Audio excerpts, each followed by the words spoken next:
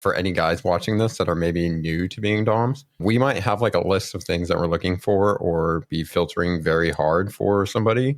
And that's because we have the ability to go on dates, like we have those social skills to do that. And we're okay if we're not taking, the very first submissive that comes across us. So if we sound like we're being too judgmental, also realize that we have a lot of experience and can be that judgmental. We're picky. Yeah. Yes. I mean, it's not enough to just call me daddy, Yeah. What are some of the things that you guys are looking for? I said communication, like good communication. I'm looking for a submissive that will reply to messages, will share her feelings, will tell me when she's nervous or shy, will tell me what she wants and what she doesn't want. What's another one you guys are looking for? Clear-mindedness, meaning exactly knowing what this person wants out of this experience, of this encounter, or this relationship. So, I don't know, when someone walks in with, well, imagine you enter a shop, right? And you have no idea what you want to buy. You're just cruising around. Well, how about this? How about that? No, I'm really more looking for inspiration. But it's like, okay, I'm pretty sure I can do pretty much. Pretty much. I mean, this is quite a statement in this world, because when you think you know everything, then someone comes out with a dark, obscure new kink. But it's literally like, okay, would you like to try this? Would you like to try that? No, I don't know. Meanwhile, when someone says, no, I'm looking for this and I want this, I'm like, that's the goal. So what you're screening at is the women or the submissives that I call window shoppers. The ones who just want to like talk about BDSM and say like, oh, I'd try that. And you're like, cool, let's try it. What do you want to try? And they're like, oh, I don't know. Or the ones that say, I need to talk more first. And you go, cool, let's talk more. And then you talk for days. And then they're still like, oh, I need to talk more. And then I'm just like, no, if you're not willing to at least meet for a coffee or to talk in person or something. And I find that there are a lot of those that are just, they haven't worked up the courage to be ready to do some BDSM. And fair enough, very reasonable, but that's just like not the people that I'm looking for. Yeah, of course, I go to the extreme of saying perhaps at the beginning, the three of us were willing to entertain this type of behavior. We were like, finding our own footing. So it's perfectly normal. And to the people out there listening to this, I encourage you to do that because this it's like I don't know, a ritual or how it's called, a graduation ceremony, something like that, where you have to go through those to those circles in order to find out exactly more things about you. But at the beginning, I will always talk about the vending machine dom, and I think this term came out in this pod quite a good amount of times. But it's literally like when you're trying to play, it's like, okay, oh, maybe you're into shibari. Okay, let's try shibari. Oh, wait, no, you're more into spanking. Let's do spanking. So. Yeah, when you're willing to do basically just anything. I think I'll add, when I was like coming into this podcast, because I knew what the topic was going to be, I was like trying to think about the stuff that we said in the last podcast was the reverse, what we're looking for in a good dom. And a lot of the things that we said in that podcast could just be generalized to like, what are you looking for in a good partner? And a lot of it applies to this same podcast here. So if you go watch that one, like listen to a lot of stuff, communication, all of that jazz like applies here too. But I think there's something specific here where I have a bias because I am non-monogamous. And so that means when I'm meeting up for dates and looking for a partner, I'm not actually going to be as judgmental. I'm going to be much more open to who that person is or maybe what they want to do. And I'm just going to judge how far I want to go with that person in the relationship, how deep I want to go with them. If I'm thinking that maybe this person's a long-term partner, just as we said in the last podcast, where green flags are basically looking for the same values that you share with that person, that's what I'm going to be looking for in this person, in the submissive. Do they share values with me? And are my non-negotiables not going to be a problem? Those things being like hey, I'm non-monogamous. If you want to be monogamous, that's fine, but our relationship's not going to last forever, especially if you want to be monogamous at some point. Or like having kids. If you want to have kids in the future, fantastic. I don't. So that means there's an expiration date at some point in the future of our relationship. And there's been like women that I've gone on dates with and even had as play partners, and our personalities don't entirely jive all the way. But I don't care as much because I'm spending only limited time with her. And maybe we're just doing bedroom activities, in which case we got chemistry there. But outside of that, not so much. That's fine. I accept you as you are at this level. If I want to go deeper with you, I'm going to have some more stipulations and things that I'm looking for and screening for. Yeah, and you can basically be grateful for whatever type of dynamic or relationship you have with that person. Like I have someone that I'm seeing right now that I would say is basically a relationship, like very, very deep, very connected, very shared values. She's a wonderful part of my life. I have someone else that I'm seeing that's very casual, very friends with benefits from the beginning. She said she wanted friends with benefits. I was like, beautiful, that suits me. And it's very casual. And I can be grateful for that. I will send her a message and say, I'm grateful for the wonderful sex we had. I'm grateful that you're open and honest with me. I'm grateful for the BDSM that we're exploring together. You can sort of delve into little bits of friendship and stuff like that and enjoy that. Not every relationship, if you're non-monogamous, has to be full on, love of my life and all of that kind of stuff. So I really like that too. Yeah, it's a little bit more flexibility. And I think the three of us do that anyway. We're a little bit more open to whatever type of submissive we're meeting, whatever type of woman that we're meeting. And then we're a little bit more of a facilitator type dom or a pleasure dom or a daddy dom. It's like, who are you? And I'm going to then love you for that and within reason give you some of the things that you want and adjust my play style around you. And not completely, because then you become a vending machine dom who just dishes out whatever the hell the submissive wants and has none of his own stipulations or enjoyments or boundaries or anything. So yeah, I think the three of us like are a little flexible. That Sandy is a great point, because we're not talking about that. Depending who I have in front of me, I change my whole behavior, personality, and style. Because even in the book that me and Brandon wrote, we identified different types of dom, and it's like a video game character. It's not that you have only one skill tree fully maxed, full strength, and that's it. You also have dexterity, you have stamina, you have intelligence, and every dom is, well, what is your style? Is daddy? Is play flout, primal, rigger? So depending on who you have in front of you, you tend to adapt, but see not like you're morphing, see more like you're like a play do. You just wrap yourself around, still maintaining your consistency, Yeah, you're just trying something else with that person. Yeah, Yes, but it's always exactly. within like your limits and boundaries. Like you're never breaking outside of those to morph to that other person. You're like, okay, I'm willing to do what you want to explore and we can enjoy that. And maybe we can do some of the things that I really enjoy too. Let's explore that together. But if they're coming to me and asking something that I definitely don't want to do, well, sorry, I'm not bending now towards that. And then that applies in reverse too. Like if we're going to talk about like finding a good sub, and it's not so much about good sub, finding a sub who's a good fit for you. Maybe that's what we can call this good podcast. Fit for you. Yeah. Yeah. One of the things that I screen for very, very hard is she is willing to say her limits. I'm sure you guys have lots of experience with women or submissives who are just like, you can do whatever you want to me. And you're like, no, stop. There are some things I can't do to you. And she's like, no, you can do anything you want, daddy. And you're like, okay, for fuck's sake, can I shoot you and stab you? Very dangerous waters to sail in. That's what I mean. And it's also, it tells me that I can't necessarily feel safe with this person yet, because how do I know that in the middle of BDSM or me doing something, she's not going to, not be enjoying it, but she's like, well, I said he can do whatever he wants. I guess I just have to put up with this. Like that tells me that that person isn't very good at being assertive or doesn't know how to say, I don't want to do this and this is what I want. And that's fine. You can still work with that. I've had plenty of partners who say to me, do whatever you want. But every single time I have this discussion with them, and it's an ongoing discussion, and because I don't trust them yet, Like, I don't trust the statement, do whatever you want to me. That is an inherently dangerous and, I'll say, innocent statement. Like, it's a naive statement. Every time, when we do go to the bedroom, I will then ask them a million times.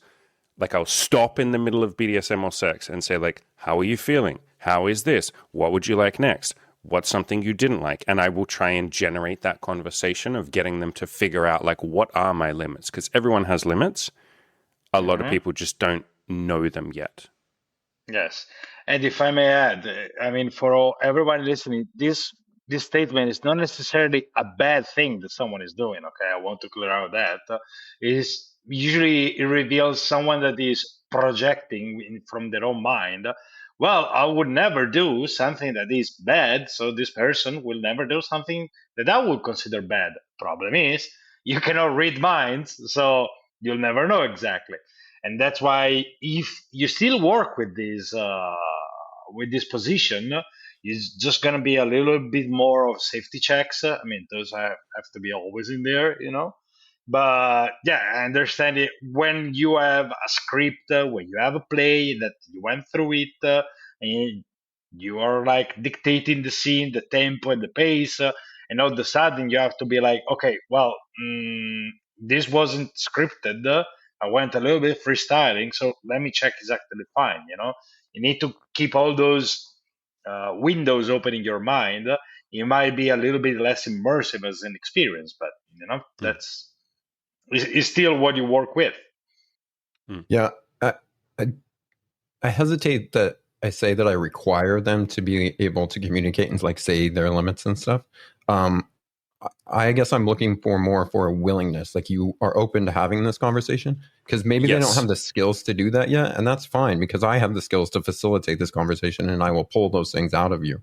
I just need you to be willing to have the conversation with me, being on the same team, using your line, Andy, that you say all the time, like somebody that wants to play on the same team and work through this together.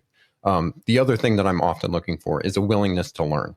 So especially if you don't have these skills, you want to learn them so that this can be a better experience.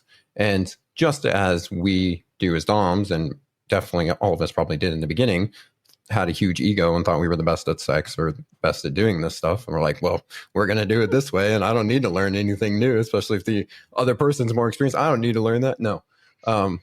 Women can also have an ego when they're coming into the bedroom, like, oh, I know how to do this already. Like, I don't need any direction from you. And I was like, well, let's just be open-minded here.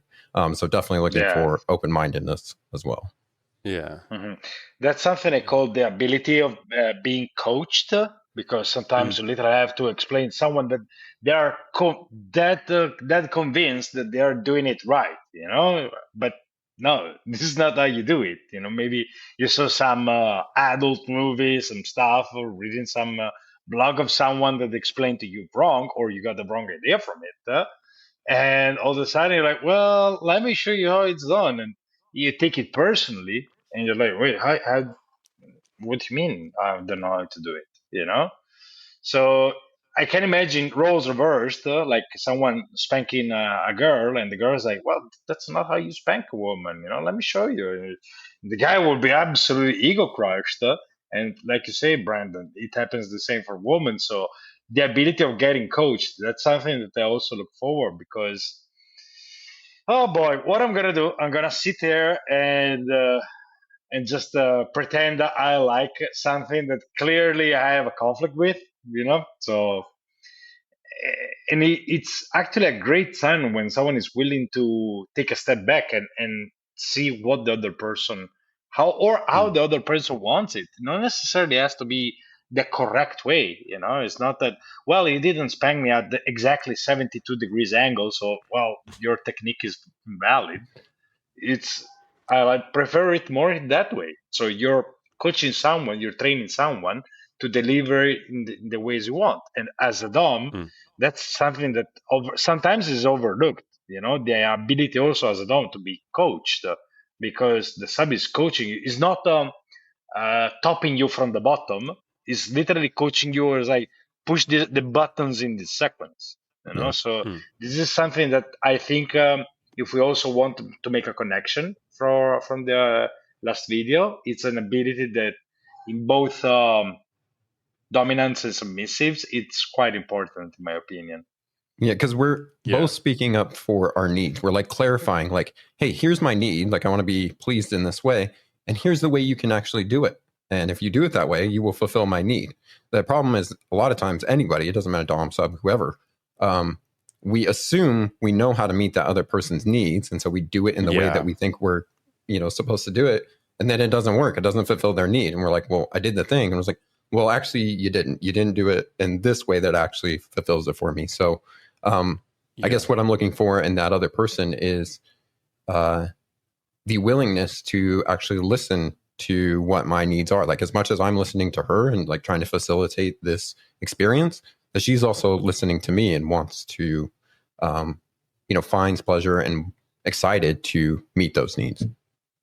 Yeah, I think people get so caught up in like, I have to be a good dom, or I have to be a good sub, or I have to do it the right way. I have to be correct in this. I have to be an expert. And they forget that each individual partner that you're with is a human being who's completely unique. They have their own preferences, their own likes, their own dislikes. Like, they are a unique person.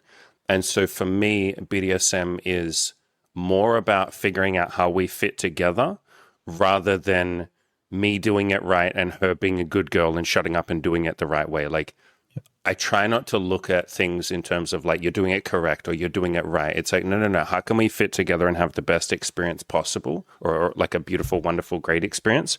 And part of that is communication. Part of that is like, you guys are talking about humility, really. You call it coachability, but it's like humility. The humility to say as a dom, I don't know everything. I definitely don't know everything about you because you're a new fucking partner. I don't know jack shit about you. And the submissive to say, I don't know anything about you because you're a new dominant. I don't know how you like to do things. I know how I like things and I can communicate that to you, or you can help me communicate that.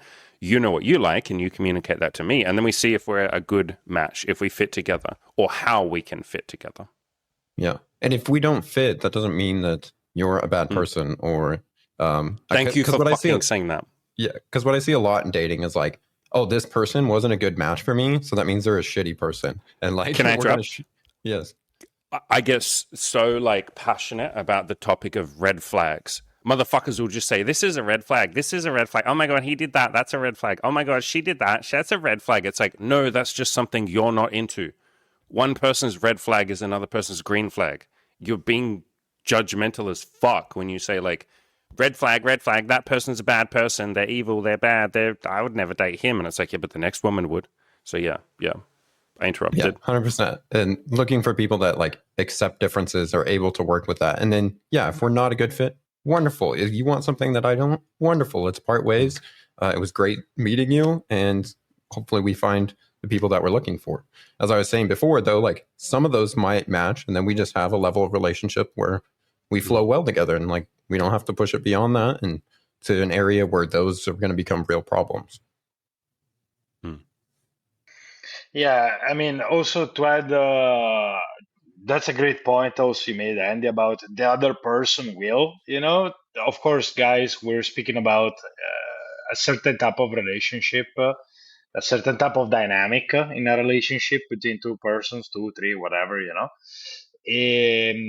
Of course, geography helps because if you live in rural Montana, I'm very sorry, beautiful place, but I'm not really sure it's very conclusive for this type of relationship lifestyle we want to all have. So that's, I mean, sometimes I get some comments, some emails like, well, where I can find these parties, this stuff that they talk about. And well, where do you live, my friend? So maybe I've been in your area and I know all the places.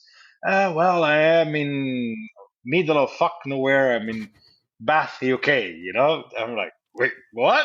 It's like, hey, it's a very small city, so perhaps you might have a little bit more success with London or Manchester, for my UK friends, or I don't know, in Europe, or even down in Australia. I'm pretty sure if you live in the middle of the bush, it's going to be a little bit hard to have this type of mindset that we're sharing now, Yeah. Yeah, there's just not enough people there.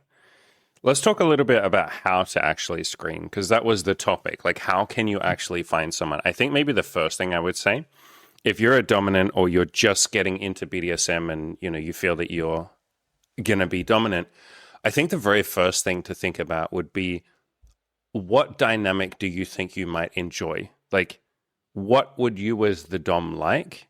What kind of partner might you like? What kind of qualities might you like? Do you think you'd want someone who's a very good girl, or do you think you'd prefer someone who's a little bit bratty and naughty and you might have to spank her and discipline her? Like, figure out some things that might be fun for you. And if you're not sure, just do some Googling, like literally just Google it, and then start communicating that or looking for that, because you can very much, like, through your dating profile, if you're going to do it online, or through the words that you say or the communication style that you have, you will attract that type of person. Like, it will just happen. It's funny that people say opposites attract. It's like, no, like, people attract the thing that they hold in mind. Whatever you're holding in mind, whatever you think the other person will be, or whatever you want, that's who you're going to attract. So figure out what you want and then communicate and, like, put that out there. Yeah, I'm going to say two things to this. One, I want to follow up on what you just said. When you ask yourself what you want, especially in the very beginning, hold that very loosely. And when you go on these dates, be a little more open to experience other things, because you might find things that you didn't realize you actually wanted through these experiences. This is kind of, again, being biased towards non-monogamy, where you can date multiple people. You can kind of try out different personalities and dynamics and be like, well, I actually kind of enjoy this dynamic a little more. And that's just going to give you more experience in the future to start honing in closer to what you want. When you're starting to get a really good idea of what you want, then yes, I fully recommend putting as much information about what it is that you want out there, kind of like planting a flag and saying, like, this is what I want. And anybody that's like that is going to be like, oh, I'm like that. And they come that way. If you go to my FetLife profile, Brandon the Dom, you'll see in my bio, like, I have specifically the qualities and personality traits and values that I'm looking for. And it's a pretty fat list, and it could look pretty judgmental, like, oh, that's a lot. He's asking for a lot, but it screens in I've the seen people job that are listings those. with less details than that. Yeah, it's long. But the people that actually read through it and I go on a date with, they are very, very good matches. And so by the time we're on the date, we're already jiving really well. So put it out there. Yeah, I think Brandon, you nailed it on the head. This is something I noticed you do very right, having very clear, crisp details. The idea I always had in my head is like, you need to know what you want, because when you know what you want, everything else, the path gets illuminated. I say, 'cause it's, if you have to fly an airplane and you know the destination, a very good chance is that you're gonna get there. It's not that, well, just gonna get attracted to my destination. That's not how it works, because when you deal with a lot of variables, which humans tend to have, it's, you need to be extremely clear with what you want. And once you tried, well, I tried a little bit of this, I tried a little bit of that.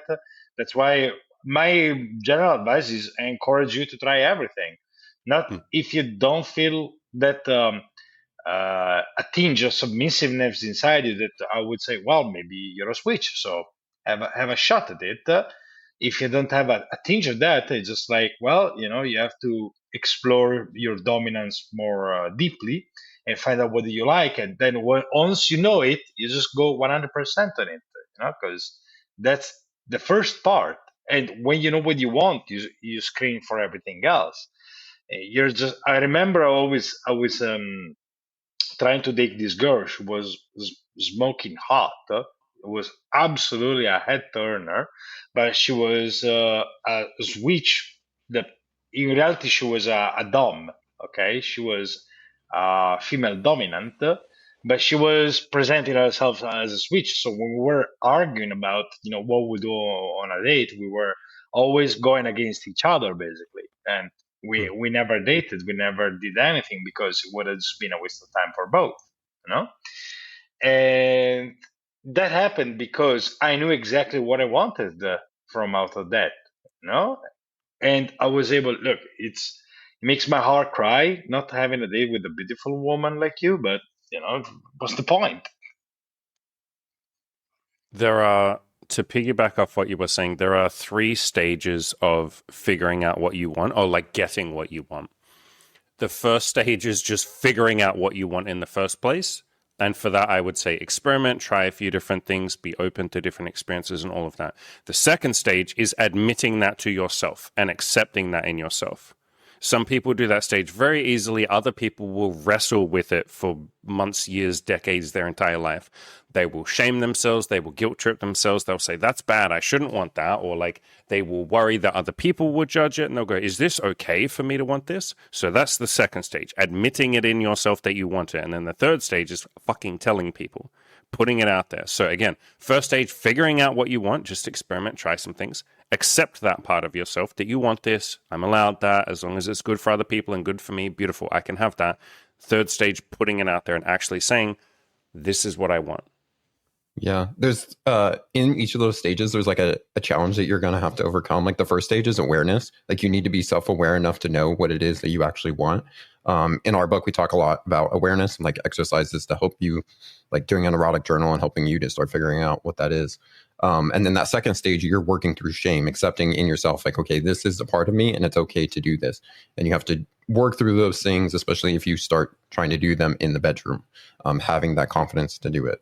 And that third stage, then you have to be okay with the fact that that other person may leave. You may say, these are my needs. These are the things I want. That person does not want to meet them. That person actively rejects them. You still have to be okay and be like, okay, I will go find somebody else now. So each one of those is going to be a challenge. Yeah. For the submissive too, they go through that same 3-stage journey as well. Yeah, I think it's a not common process of discovery for both dominants and submissives, because like, well, what do I want? It's like you could find a link with life. That's at least how I figure it out. It's like, well, what do I want? Well, I don't know. Such a broad question, Well, let's go drill into specificity. What I want from this, and that. And if you cannot find still an answer, well, let's do an inversion. What I don't want to happen, And then you're like, oh, okay, well, I definitely don't want to be on my force getting spanked. It was like, voila, we already have somewhere to go. So you start to build on the things. And again, it's something that there's it's like micro steps, and it's in those micro side quests to build yourself. You're gonna find those micro challenges. One is awareness, one is being original and true to yourself. All those steps that require you to unlock a part of yourself that requires journaling, self-reflection, putting yourself out there, dealing with the rejection, because again, you're gonna say to potential partners, hey, daddy, I want to do this, I want to do that, and by the way, I also want to be non-monogamous. And people are simply gonna leave because they don't want to take the deal. And that's perfectly fine. Trust me, it's much better someone that doesn't waste your time and tell you right away, no, look, I don't want this, I'm not fine. There's someone that drags you or is like, well, let's talk about this, let's see it again. It's like imagine you're closing a business deal, and someone right away says, no, look, we're not interested in this. Thank you very much, instead of, well, send me some samples, let's have a talk in the next quarter, or the board will give us the budget, but maybe next year if you can wait. I'm like, Jesus Christ, no. It's just like, sorry, that doesn't work for me, because also, what do you want? So that's it's an adventure in the adventure itself. Yeah. I just had a coaching call the other day, and I was explaining to this guy that like how early to have these conversations and like how early to be telling the other person what you want, especially ones that are probably going to be deal breakers for people. And I was like, early as you are comfortable doing. Like the earlier, the better, because just as Mario is saying, you are basically going to not waste each other's time. And you're going to save yourself from a lot of pain and resentment that build up when you're trying to get needs matched that fundamentally do not work at the foundation of the relationship. Yeah, don't procrastinate the screening I have this conversation with people that I coach with just regular dating where they're like, oh, I want something non monogamous with people. Like, I want to see multiple people at once. When should I say that? You know, I'm too scared to say that immediately. I should wait, right? And it's like, what? Wait until you've got your little hooks in her and she's like addicted to you or something. Like, you're giving her free cocaine or free fucking methamphetamines and be like, when she's addicted to me, then I'll tell her the truth. And it's like, look, I get that you're nervous. I get that you're scared. But if this is a deal breaker for her, it's going to be a deal breaker for her. It will still be a deal breaker 6 months from now if you tell her then. It's just then she might be addicted to you and she might stick around and then fucking hate you for 6 months or a year before finally her friends convince her to leave you because you're a fuckboy and all of that. And like, get that over with immediately. Don't procrastinate this screening. And that definitely applies in BDSM. It's like you want to say this stuff upfront as you possibly can, either in your dating profile or the first couple of conversations that you have. Or if you're really nervous, fine, that's okay. At least try and say it on the first date. Like, and we'll forgive you. Like, we're not going to judge you if you struggle to say it on the first date. I struggled with a lot of this stuff to be upfront. It's something that took me quite a while to become upfront. Like, it's okay if you struggle too, but just try really hard. You will save yourself a lot of time the more upfront and early you can be. And you will have other people actually start to tell you that they're grateful for you. Yes. And that's when this becomes really rewarding. You will tell people immediately upfront what you're looking for or who you are or what kind of dynamic you want or, you know, any of those sort of like deal breakers. You'll say them immediately and you'll have some people say, hey, that's not what I'm looking for. But thank you for being really honest with me. And you go, oh shit, okay. Like, I'm actually getting positive feedback. I'm not getting like brutally rejected.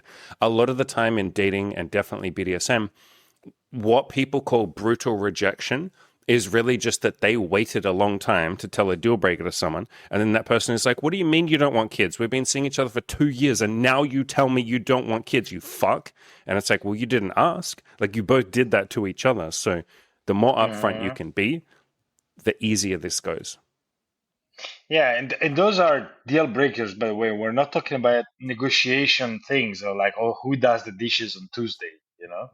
That that is stuff that is quite the fundamentals of things to work on. And same in BDSM, there are things that are fundamentals that are deal breakers. Like, okay, monogamy is one of those. You know, monogamy, non-monogamous, it's one of those. The roles in the dynamic. Okay, who's the submissive? Who's the dom? How this is gonna play? How we are going to portray ourselves at parties, at plays, if we do them. Another important thing is like negotiating pleasure, meaning like, okay, there are things that perhaps I'm not really into, but they're not such a big deal for me that you're into, and you can talk about those, but you have to be again upfront. And if you're willing, you don't know much, please, absolutely have the courage to discover and to try things, because that's one of the most beautiful things you can learn from this experience. At least I speak for personal experience and anecdotal experience of other people, but that's literally like the things that you can negotiate and not the deal breakers that are going to be literally like, well, you know, I actually want to have I don't know, multiple partners at the same time in the same room, and you're like, that's not really our role, you know. So literally that's a fundamental part, and also it builds you up. That's something I learned about myself, is that the more I said out loud what I wanted and what I wasn't fine with, the more I felt better in my own skin. Like, yeah, you get rejected, it happens, you know. But always remember when I was like, well, you know, I like to go to this party and I like to go to this special room where there's gonna be me and four other girls, you know, and do this and that. And it's like, well, I'm not really fine with that. It's like, you know. So yeah, that's how it is, you know. Just I implore you all to take time to discover what you want, what you need, what makes you feel good, and just roll with it no matter what. And if people don't accept it, that's fine. I mean, there's more than 6 billions of us, you know. Yeah. All of this is us basically saying you're allowed to just talk about all of this with a potential submissive. I think that's the other thing with BDSM, with relationships in general, but especially with BDSM, people see the potential partner as like the other. You know, there's this big, like, wide chasm between the dominant and the submissive a lot of times. And people go like, oh, I can't just like talk to the submissive about what she wants. I can't talk about what I want. I have to just find a good girl and then like she's my submissive. You can just talk about this. You can, if you're in my We Google are just fucking experiencing. my OK Google just started fucking talking. You shut your fucking mouth, bad submissive. Uh, Discipline later. yeah, some slave training. Put the Yeah. machine back in its place. We're gonna need to discipline that later. But yeah, you can just talk about this stuff. And if you're in the discovery stages, you can say, I'm still learning, I'm still figuring out what I'm looking for. You know, what kind of things do you look for in a dominant? Here's the things I think I'm looking for in a submissive. Like your submissive or your potential submissive is allowed to be on the same team as you. In fact, we encourage it, and they can help you with this. In the same way that we say that to submissives. Like, you don't have to have it all fucking figured out, especially people like dominants like us. It's like, come to us if you have no idea. I'm talking to a girl off Hinge right now who's never done any kink or BDSM or anything. And she literally said to me, I have no idea about BDSM. I've thought about it. I've fantasized. I have some things I know I'm into. I don't know shit. And I'm really nervous and I'm shy and I'm scared. And I'm like, cool. Like, what do you think might be on your bucket list? And she's like, I don't know. Like getting restrained, maybe? I don't know. And I'm like, cool. We can talk about it. We can have conversations. We can figure it out. So, yeah, this is allowed to be a process of discovery together. And we would encourage that, especially when you're at the start and you're still figuring things out.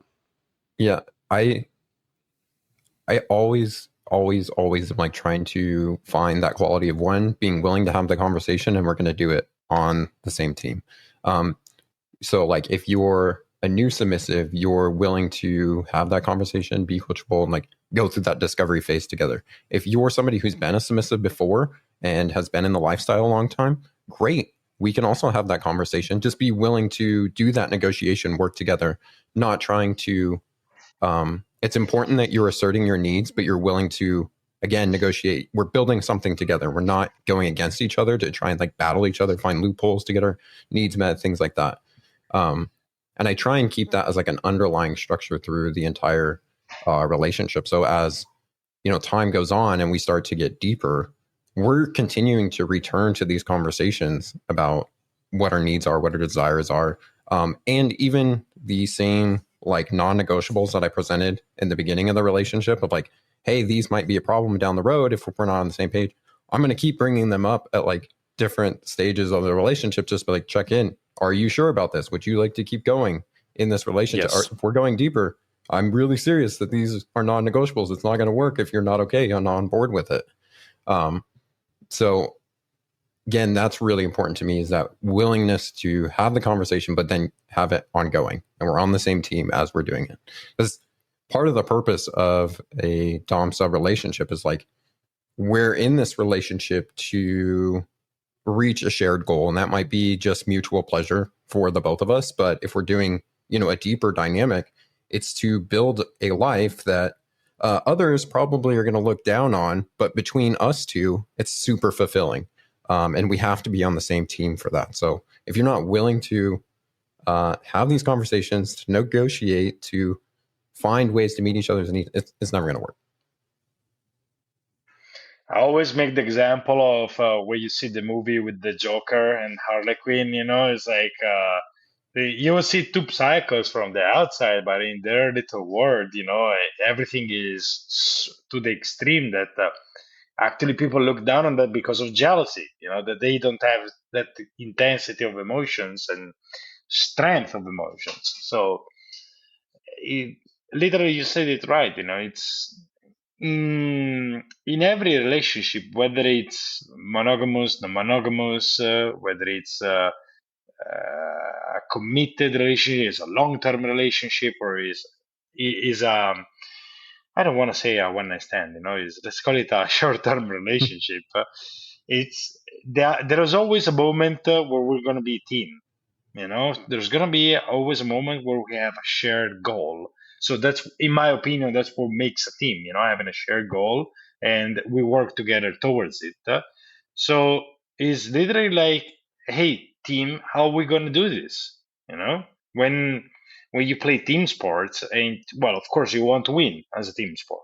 You know, whether you play basketball, football, whatever, and you're just gonna be like, okay, what I'm good at, what is gonna be my role, what is your role, what are you gonna be good at, and let's talk about how we're gonna be working towards that. There is not like, well, I want to do this, so the other person in my team is just an anchor dragging it down. That's when you have classic dysfunctions of a team. You know, that's when people start to do their own little side quests. You have departments in corporations that become little thieves. You know, little kingdoms. So it's I don't know. It's something for me that if the other person isn't willing to team up in order to achieve the same goal, it's literally something like, oh, you're either getting used or the other person has other goals than the ones that they stated or that you shared and they agreed upon. Yeah. Yeah, I always say it's perfectly beautiful to have an agenda. Just tell the other person what your agenda is. Yeah. I, especially now, something that I screen for much more than I did in the beginning is emotional maturity.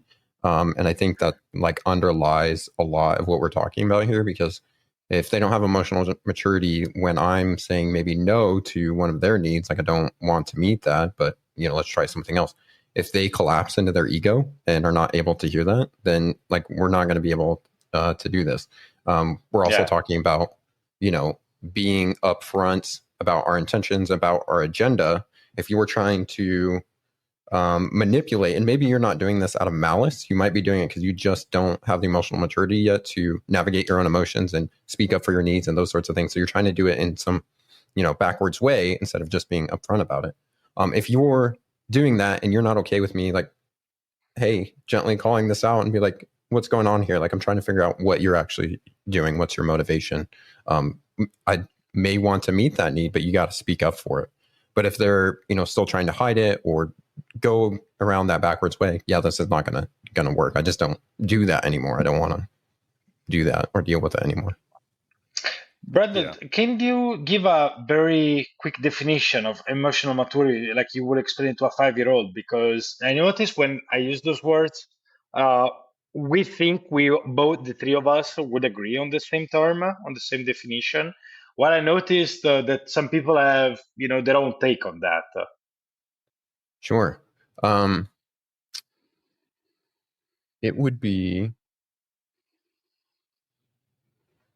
being able to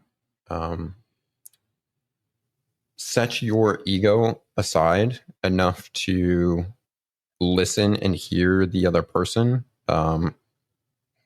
in what they're speaking in either their needs or their feelings, and not getting caught up in what they're saying, being able to have that separation still, but then able to still work with that other person in what they're saying and not letting your own emotions or trauma or anything else, block you from do that. You're able to do that cooperation without their emotions taking you over and your own emotions taking you over. Can I give my definition? Because mine's slightly different. That's why I love that you said, Mario, like, what are the differences? For me, what I'm looking for when I look for emotional maturity is that they want me to be on the same team as them. So I'm completely okay if they get emotional and have like a tantrum and their ego gets in the way and all of that. If at the end of that, or even during it, they're able to say, I'm so mad right now. I'm just so angry at you and I don't want to be. Or I'm so upset by this. I'm just really bothered.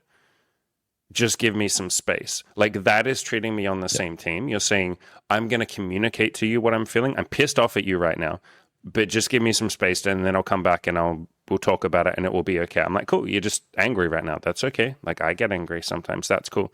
But if the person shuts down and goes within themselves and you say, hey, is everything okay right now? And they don't answer, or they get passive aggressive. So passive aggressive is one of the things that I screen out. Like, I do not date anyone who's passive aggressive, and that's if you're passive aggressive, that's okay. But it is just like one of the biggest things that I screen for.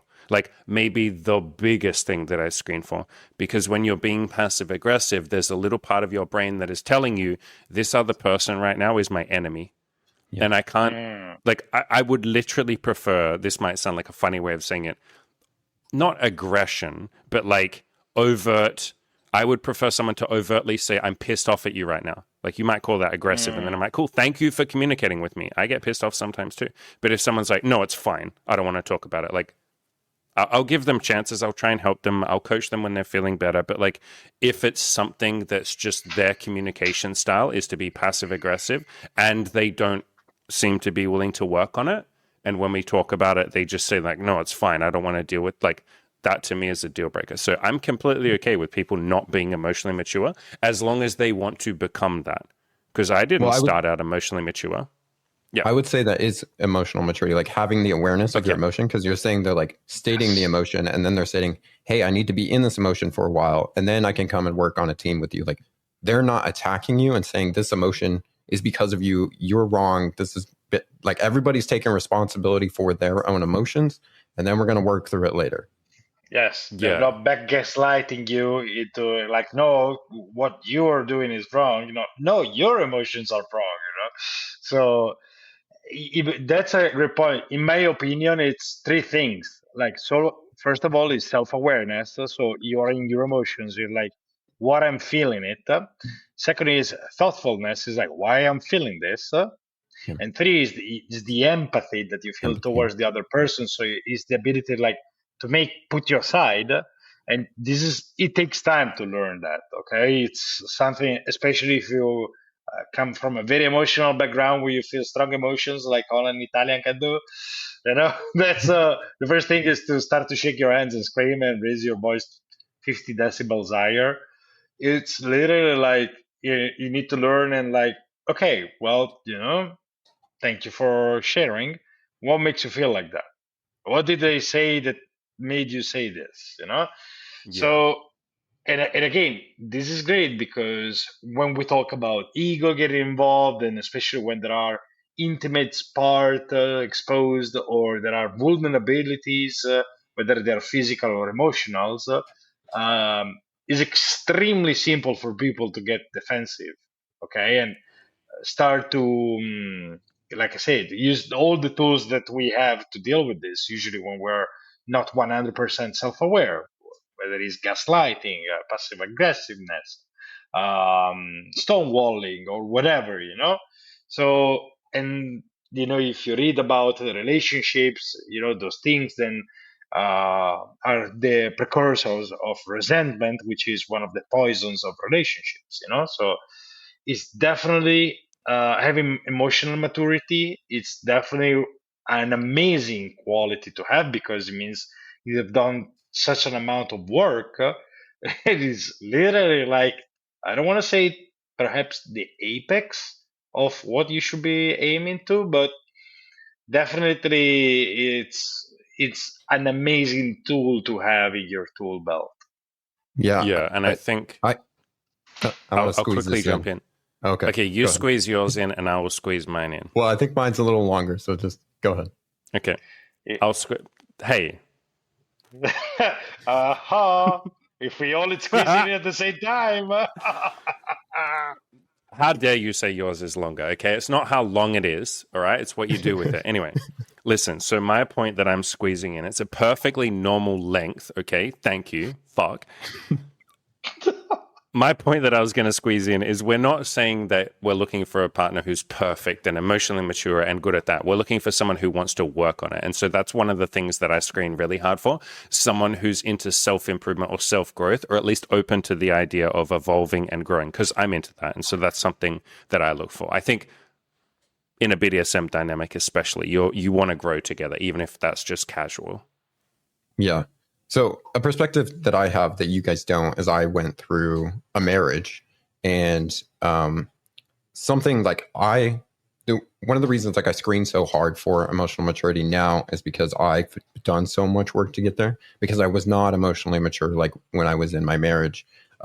I was the opposite of Mario, where I stuffed everything and did not blow up, and was just, stonewall, stoic.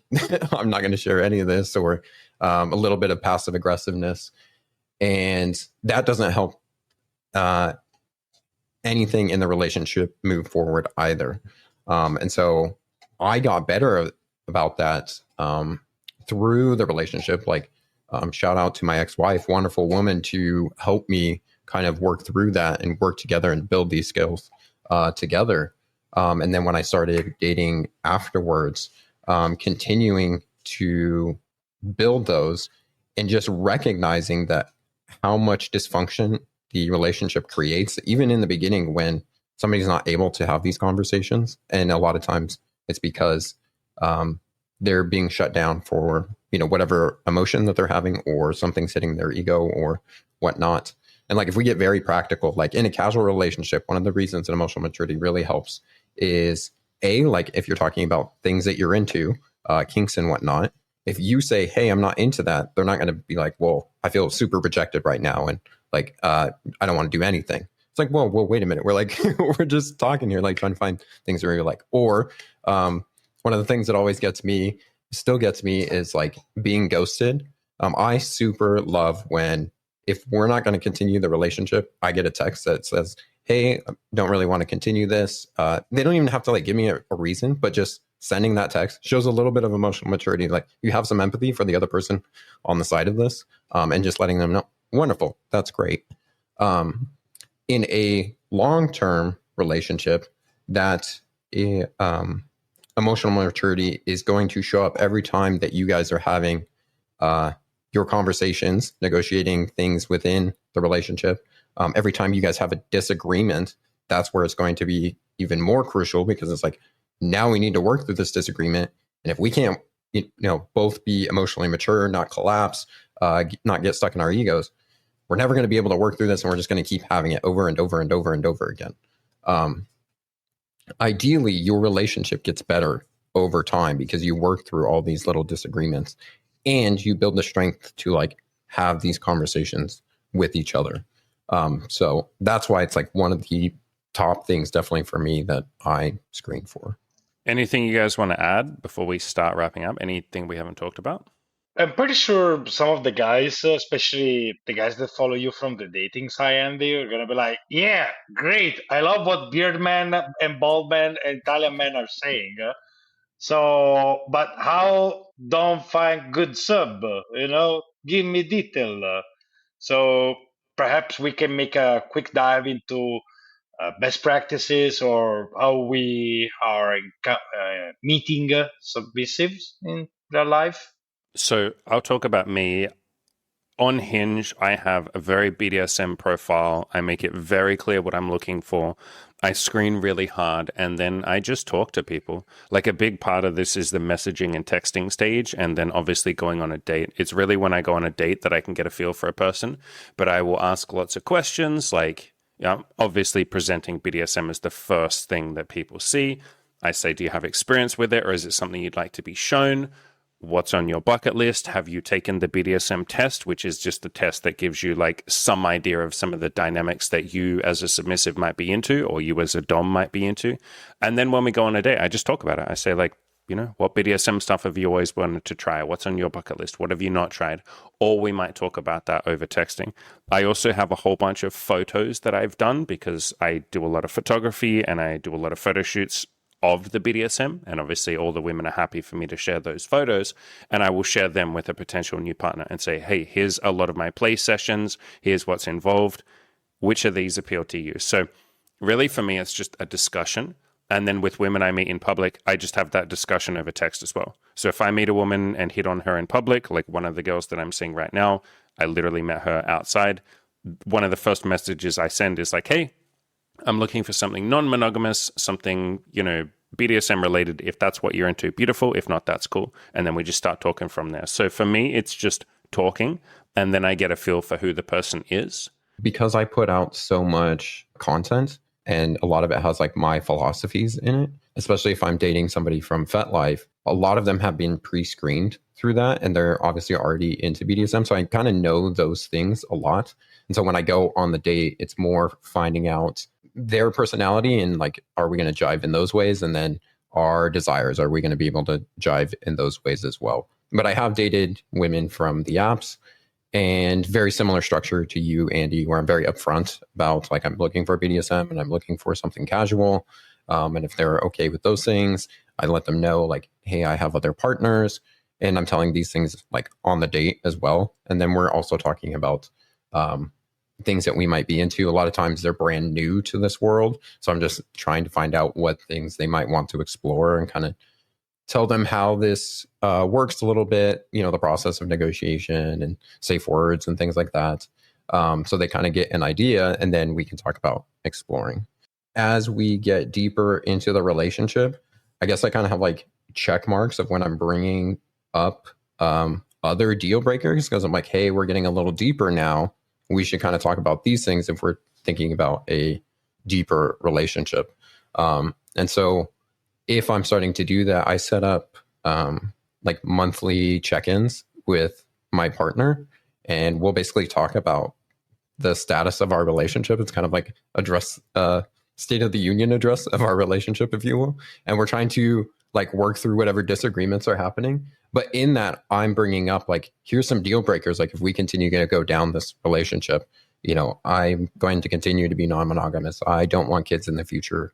I'm very ambitious, and like I'm putting my face up, all over the internet here. And if you don't want to be a part of that, that's beautiful. That's okay. But if you're going to be with me, that's a part of it. So sharing those things. So each stage, basically trying to be upfront as possible, and filtering out people that don't want those things. Thank you, Brenda, for telling me that, because I wanted to share something about you guys that perhaps is a little bit unique to y'all, both with what you do in your dating profiles or fat life, but you both are very polarizing personalities, let's say something like that. So by just being yourself, you're gonna filter a lot, because not everybody's gonna be fine with associating themselves with a sex worker, like you guys, for example. Not everybody's gonna be fine with someone that puts out front like that traits of your sexuality. So it's like laws of marketing, basically. The more polarizing you are, the more your people find you. So you just need to have exposure, basically. So I mean, dating apps, yeah, and absolutely what you're doing. I mean, I think you should write a guide about dating guides, on dating apps.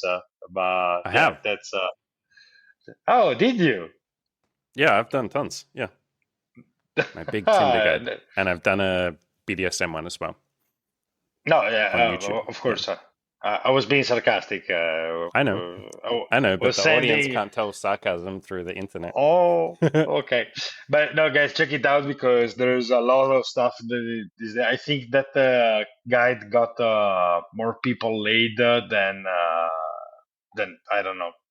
Than A Jesus. lot of dating coaches made it put it together. I got So humble. yes. Oh my God. But or yeah, I mean, would you do, Brandon? You put your teasers out on Fat, so literally like girls will be like, "Well, I'm chatting to this guy. I just spotted a photo of him yesterday night, recording a video with another girl." So it's literally like polarizing. And for the guys that don't have this polarizing effect, you just need to have a little bit of an edge, I suppose, and be willing also to talk about this stuff. So if you want to find a good sub, dating apps, great. Fat life, great, because you find play parties, munches, events, same like-minded people. What I noticed, it's very interesting to find. It's a little bit crazy, but you find a good submissive people is usually art events, because I don't know, maybe the creativity in art is connected to the creativity in the bedroom and the creativity, the sexual freedom expression. So that this could be a correlation and it's not a causation, but I found that interesting, especially because I'm kind of real life, meeting real life kind of person rather than a screen. Although I benefited a lot, especially from Andy's guide. So if you haven't, go check it out. Basically, but yeah, that's something, and it's always kind of funny when you're in person and you want to talk about BDSM and you have to find ways to pepper it into a conversation. So I think that's probably the best ways someone can find a good sub in real life. What you guys We didn't would we didn't talk about this, but I've found that most women are into exploring parts of BDSM.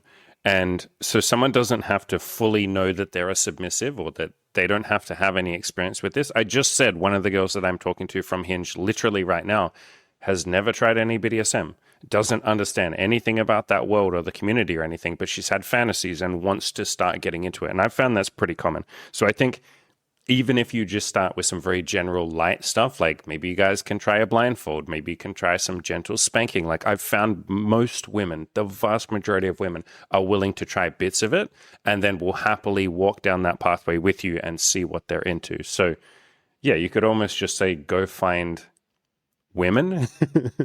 And women generally are pretty comfortable, most of them, with at least delving into bits of submissiveness.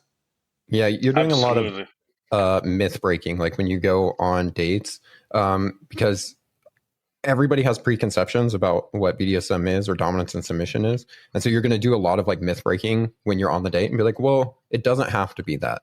Like I have found same thing that a lot of submissive leaning women, they enjoy what I call vanilla plus, which is like just regular sex, but we do it a little rougher or we throw in a couple Hmm. toys. And the majority of them, yes, there may be like little things that they don't like. Maybe they don't like their hair pulled, or maybe they don't like choking or something like in there, but they may like the rough idea of rough sex. And, you know, we can talk about what is in there in that playset. But if you just bring up dominance without kind of that caveat of like, well, we can just try this out, we can start slow, we can, you know, just do vanilla plus, as I'm saying. A lot of them are thinking like 24/7 dynamic. I'm a slave. I do everything that you say. Like, and I'm like, yes, that's a version of dominance and submission, BDSM, but that's like a very, very small minority of what we could do. Like, there's a small minority of people that practice that. And if that's something you want, we could work towards that. But there's actually this whole wide world, and we don't ever have to get to that, and we can still have tons of fun. So you kind of have to Yeah, like man. break their myths and open their mind to what's actually possible. People have so many connotations around the word BDSM. I can't tell you how many times I've had a conversation with a woman where I'm like, "Oh, is BDSM something that you'd like to explore?" And she's like, "Oh no, that's abuse. Oh no, I'd never do that." And I'd be like, "Okay, cool. Like, fair enough. It doesn't have to be that, but fair enough. Like, what about if I was to spank you a little bit and put handcuffs and blindfold?" And she's like, "Oh, that's hot." And I'm like, that's part of the BDSM world. And they're like, "Oh, is it really?" So people just have a lot of connotations with the word BDSM. I can't remember if I've ever told this story. I've told it previously. I don't think I've told it to you guys. My ex Emmy, I met her through like Tinder and I had a BDSM profile. That's why she matched with me. And one of the things that we used to do together was we would have a like couples profile where we'd have pictures of her and pictures of me and some BDSM in there and we'd say, "Hey, we're a couple, we're looking for women to date together."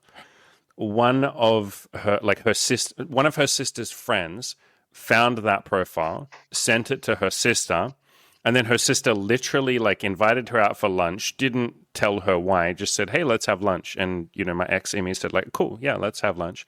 Sat her down and like full on intervention was like, "BDSM is abuse. You're with an abuser. Like this guy needs to go to jail." And she was like, "What the fuck is this? What is going on? Like when did this happen? What are you talking about?" And so like she was trying to basically explain to her sister like he doesn't abuse me, like it's consensual, we love each other, we care about each other and all of this kind of stuff. So extreme example, but a lot of people have a lot of connotations around the topic of just BDSM in general. Yeah, I think the more you are into this, the more you're gonna hear these stories, or the more you're gonna go through the stories. Because, while you guys were telling this, all the situation I went through, like the dates were, oh no, you want to beat me? I'm like, Not really, I Yeah. mean, define beating, it's like, what exactly are we beating here, So it's those kind of things that you literally have. I mean, that's why definitions, like we all have a definition that we think we agree what it means, but most of the times is not, So that's why it's a trap of communication. When it's like, yeah, Hmm. of course, let's go become and let's do some BDSM, and oh my God, no, especially in after 50 Shades of Grey movie era, where the movie literally portrayed things in a way that I don't find it 100% correct. It's a little bit like, okay, let's cross some T's and dot some I's. Yeah, I think, Yeah. Andy, a question that you and I both ask is like uh, something's along the lines of like, what is dominance to you? What is submission to you? And that's usually a great question for me to ask, because then I get to understand what their definitions are, like what mental model they're playing with. And I can be like, well, it doesn't have to be that. And it can be this. And then there, a lot of times, pain comes up like, I'm not really into pain. And I know that, that's something that's fun. It's like, well, we don't actually ever have to touch pain if you don't want. And actually pain can be pleasurable depending on how we do it. And like just explaining all these caveats as you go. Yeah, the way that I phrase it to every new partner, it's the first question that I ask when I get their phone number off a dating app is, when you think of BDSM, what comes to mind for you? And then we start from that point. And then the next question is, well, what stuff do you want to do? What stuff do you not want to do? And we just go down that route. Let's start wrapping up. Do you guys want to shout out your social medias and your book? Absolutely. Well, I'm gonna start myself because I'm taking a digital detox, so people cannot find me right now. All right. You can find me at brandonthedom.com. You can also find Mario and I's book there. Either enter thedom.com or go to my website. You'll find it there. As well as I have lots of links to other social media platforms, FetLife, and recently have started shooting OnlyFans content. So you can find me there as well. Hell yeah. I appreciate both of you coming on. This was fun. Pleasure is ours.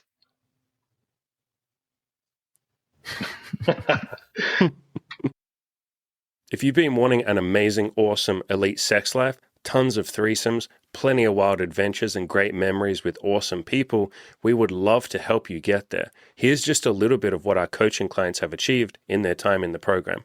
Renee had a threesome in just his second week of coaching, had a woman write him a love letter, and he went on to have sex with 12 women in just 12 weeks of coaching. Corky had his first threesome, slept with 7 amazing women, and made a ton of awesome memories with them. George and Power both had sex with 10 women each in their 12 weeks, had a bunch of wild adventures along the way. Join me and join them by clicking the coaching link in the description below.